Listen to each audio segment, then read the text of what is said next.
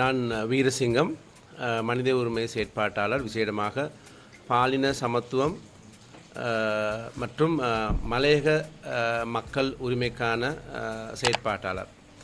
விசேடமாக நாங்கள் இலங்கை எடுத்துக்கொண்டால் யாப்பில் பாரபட்சம் காட்டக்கூடாது என்ற ஒரு பிரிவு இருக்கிறது. அந்த பாரபட்சம் இலங்கையில் உள்ள அனைவரும் சமமானவர்கள், இலங்கையில் உள்ள மக்கள் குடிமக்கள் என்ற ரீதியில்.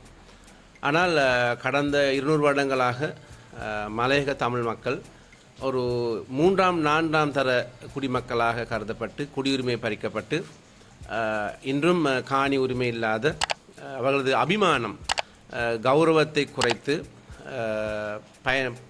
நடத்தப்படும் ஒரு கட்டமைப்பில் தான் நாங்கள் மலையக தமிழ் மக்களின் உரிமைக்காக போராடுகிறோம். மலையக தமிழ் மக்களின் உரிமைக்காக போராடும் பொழுது சமத்துவம் நியாயம் இருக்க வேண்டும் என்று போராடும் பொழுது தன்பால் ஈர்ப்பு சமூகம் இலங்கையில் மிகவும் பாரபட்சமான ஒடுக்குமுறைக்குட்பட்ட ஒரு சமூகமாக நாங்கள் கருதுகிறோம். அந்த வகையில் நாங்கள் சமத்துவத்துக்காக போராடும் ஒவ்வொருவரும் எங்கள் கண்முன்னே இருக்கும் இன்னொரு பாரபட்சம் ஒடுக்கத்துக்கும் எதிராகவும் போராட வேண்டிய கட்டாயத்தில் நாங்கள் இருக்கிறோம்.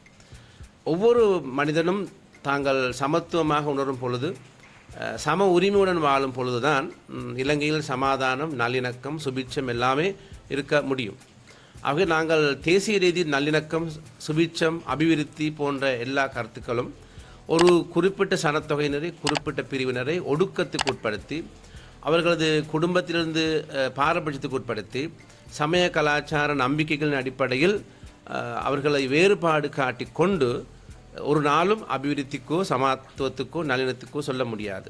ஆகவே மனித உரிமை செயற்பாட்டாக நான் தன்பால் ஈர்ப்பு சமூகத்தின் உரிமைக்காகவும் போராடும் ஒரு செயற்பாட்டாளர்.